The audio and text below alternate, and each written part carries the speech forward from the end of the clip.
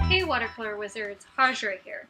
I guess I thought I'd show up so I could show you the size that I work at every once in a while. I'd have to have way more time and be way more confident and less awkward to do this more often. People assume that, you know, maybe the piece is much larger.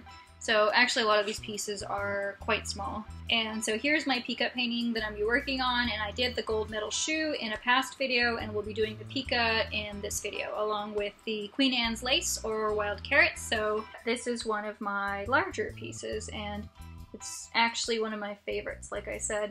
And the piece that I'm working on today is going to be botanical style, like this. So it's going to be on Arches paper with either Sennelier or Schmincke paints. Now I've got other artworks that are like even smaller than that, and that's like this Befriend one that was like all those little pogs I painted on. So I'm living in a cottage right now, so it's really teeny tiny, you know, if that makes any sense. This is my tabouret for my art stuff. The computer right now is sitting on the rest of the tabouret stuff. So now, of course, my actual video is going to be in much better recording quality. Please don't be afraid that it's going to end up in this quality, you know, for the rest of the video. Thanks for parking your brushes here, and let the epic art adventures begin. Alright, on to high resolution video and audio with my Canon camcorder, which is mounted over my desk for art videos. Anyway, in the first part of this video, I mentioned at the end that I wanted to lighten the central shadow on the gold shoe because it got painted in too dark. So I'm going to start by taking care of that before I forget. Just rubbing at that area with a damp nylon brush and then dabbing with a paper towel to lift loosened pigment. And make sure you turn the paper towel about so you don't just redeposit the picked up pigment on some other part of the painting. I'll just do that all across the dark shadow line to lighten it, and I might come back later to add a bit of paint to smooth the appearance. But I definitely want it lighter than it was before. So I started on the new part of the painting by staining in the Pika's head area with a pale yellow glaze. I then went in wet and wet with some of the tan and browner mixes on my palette to imply the fur. These were the same colors I mentioned and used for the gold shoe in a previous video so I can harmonize with the shoe. And as usual, I'll have summarized tips and techniques and tools all on my free public Patreon post that goes with my YouTube video.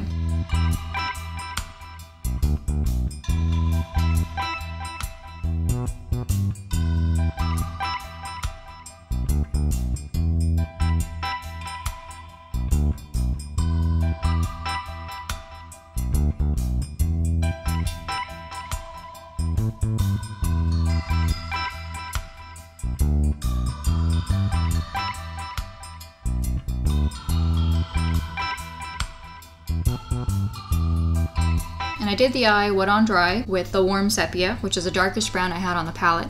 You can see me moving my brush about without making any marks numerous times before and after I put in the facial features. And that's because I'm visually measuring the distances with my brush to see if my drawing feels accurate.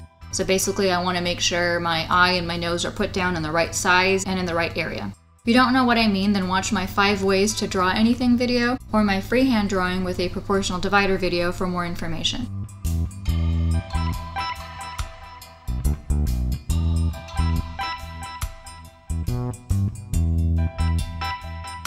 I'll come back with more wet on dry and some wet and wet to stroke in some more fur implication, the muzzle, and the ears. I'm going to switch between my warm yellow, tan, and the warm brown mixes to get various values.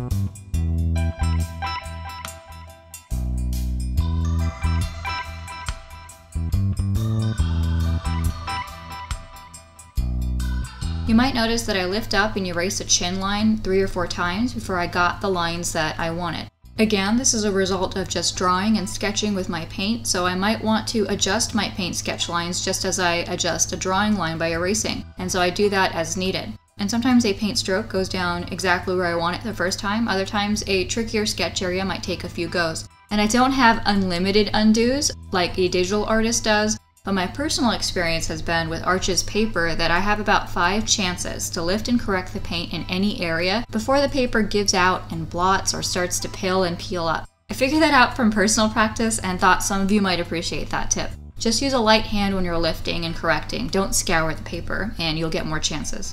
And then I'm just doing the same sort of fur painting for the rest of her body as I did for the face, starting with the wet on wet looser color and then topping it with wet on dry fur strokes.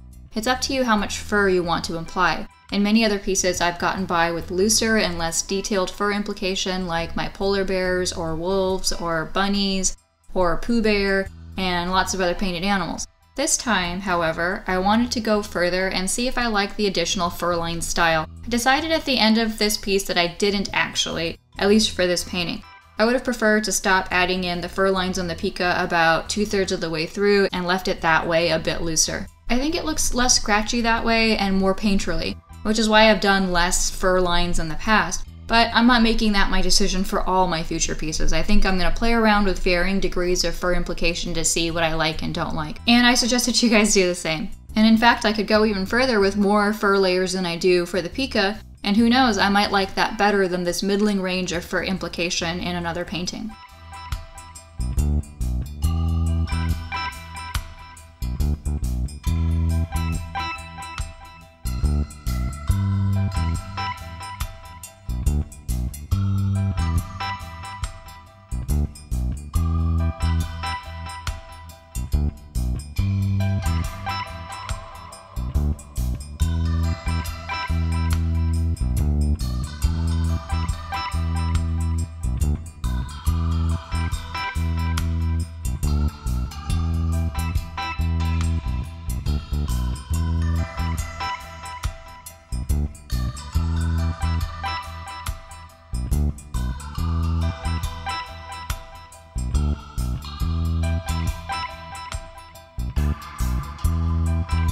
It took me a separate few hours the day before painting to come up with the composition for this piece so that it looked graceful. I had the shoe already from a photo reference I took, but I had to make up and draw in an animal and a plant freehand with some imagination and planning so that it looked pretty to me. I chose the Pika because she's tiny and looks like she can live in a gold shoe.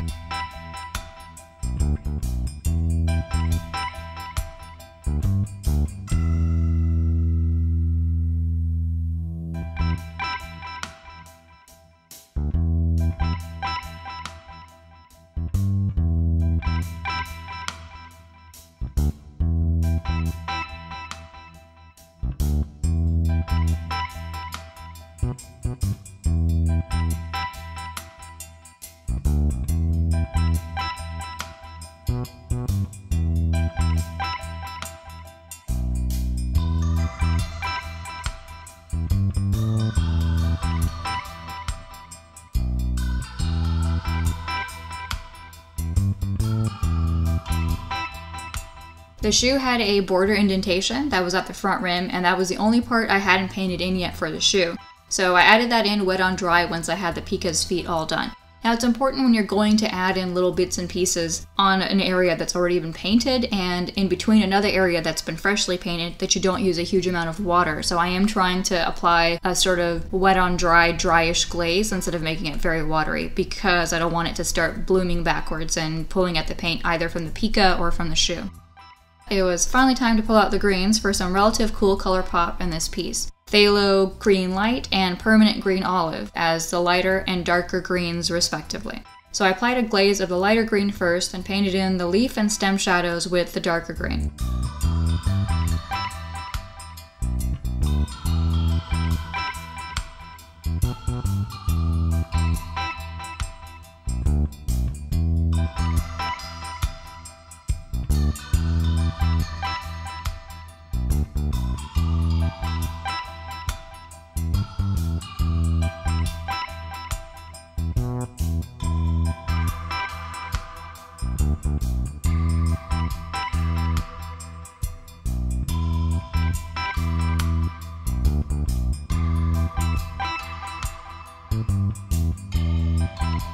Usually I do leaves and flower petals and such wet on wet because botanicals are lovely with wet bloomy watercolor effects, but the parsley-like leaves are rather small on the paper in the piece that I'm painting, so I utilized wet on dry with softened edges with a damp clean brush instead. But if I had giant beautiful leaves with more surface area, then I definitely would have used wet on wet.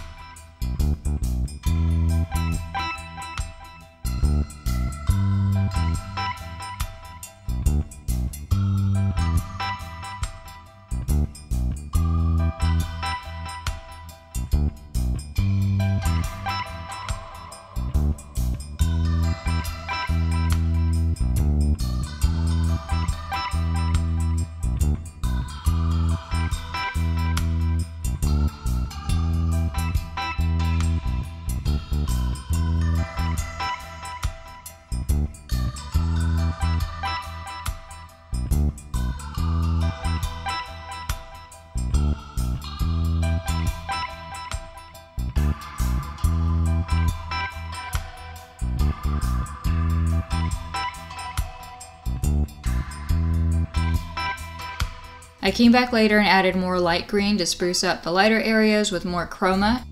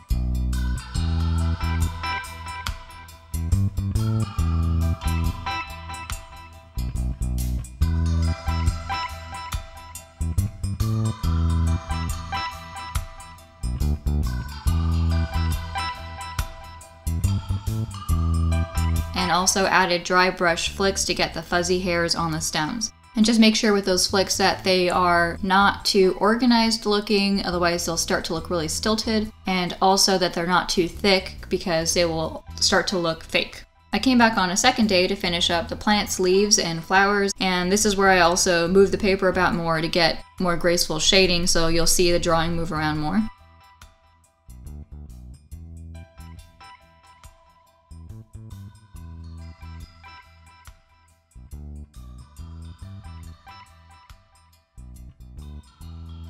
So the pika is a small mammal related to the rabbit, and it's just an adorable ball of fur. Sadly, it's another animal adversely affected by climate change since it lives at high mountain altitudes, making it vulnerable to warmer temperature shifts. Pikas inspired the Pokemon character Pika-Shoe, but I think the real Pika is far cuter. You know why I named this piece Pika-Shoe as a result. Pikas are generally herbivores, but some types have been seen storing and eating dead birds in their burrows, so they are opportunistic meat eaters. This would be a more likely occurrence because they actually share their burrows often with small birds called snowfinches. So I guess they're nice housemates until you're dead and then they eat you. Because pikas don't hibernate, they need to gather and store enough vegetable forage to last them through winter, and one pika can gather a bathtub full in 1 year as it makes more than 100 trips a day to gather future food. And a pika actually layers more poisonous plants on the bottom of its stash since poisons in plants act as a natural preservative that will make those plants stay fresh longer.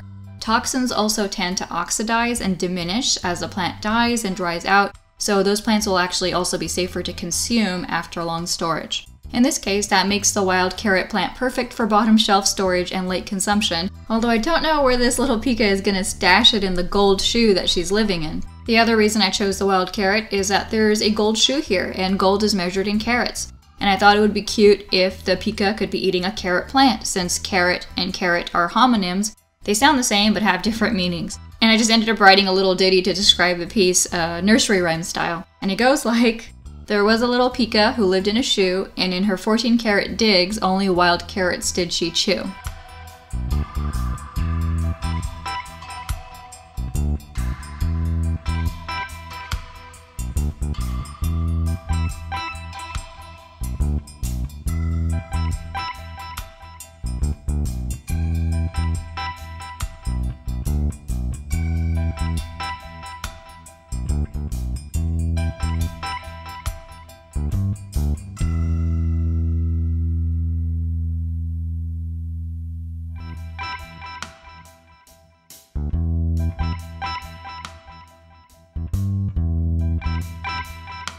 The wild carrot is also called Queen Anne's lace. I have long enjoyed reading up on plants as much as animals, so I can tell you that domesticated carrots are descended from the wild carrot. They're related to parsley. You can see the similarity in how the leaves look like parsley, which I was mentioning earlier.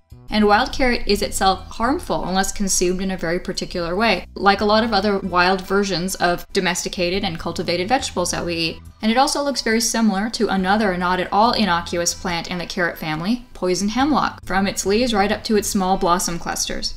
That's very dangerous, as it only takes several leaves of poison hemlock or a few seeds or a bit of the root to kill a person. Hemlock works by paralyzing muscles, including those that contract the lungs, so the poor soul unlucky enough to mistakenly eat it would suffocate to death. Some of you might know that it was a poison hemlock drink that was bravely consumed by the great philosopher Socrates while he was in Athenian prison.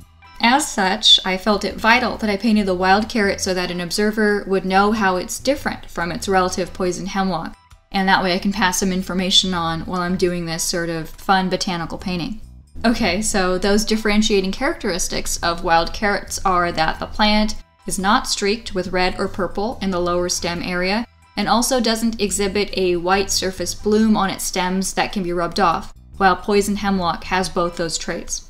Wild carrot also has fuzzy, hairy stems, unlike the smooth hemlock stems. And my favorite, both plants have clusters of small blossoms that form a little bouquet, but the wild carrot has a reddish-purple blossom at the center of its blossom cluster. It looks like a little drop of blood, like a finger was pricked by a needle while sewing, hence the name Queen Anne's lace. I guess Anne must have been a sloppy sewer.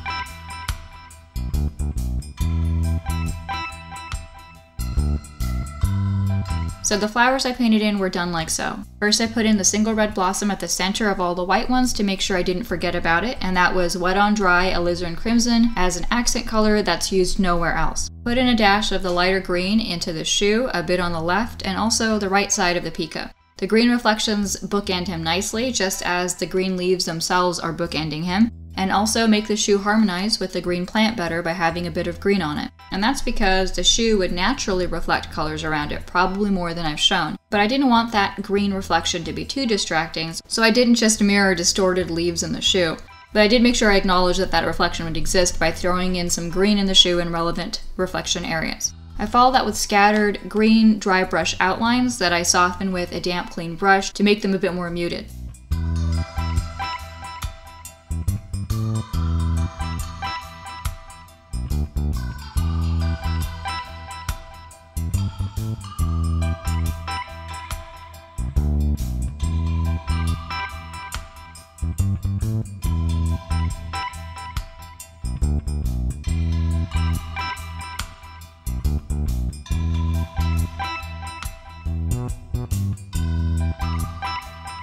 Then I added a wet and wet yellow shadow stain here and there in the entire little bouquet of blossoms, and that makes it harmonize better with all of the yellow hues in the other parts of the painting. And so I did the outlines and the yellow shadow staining for the entire blossom cluster.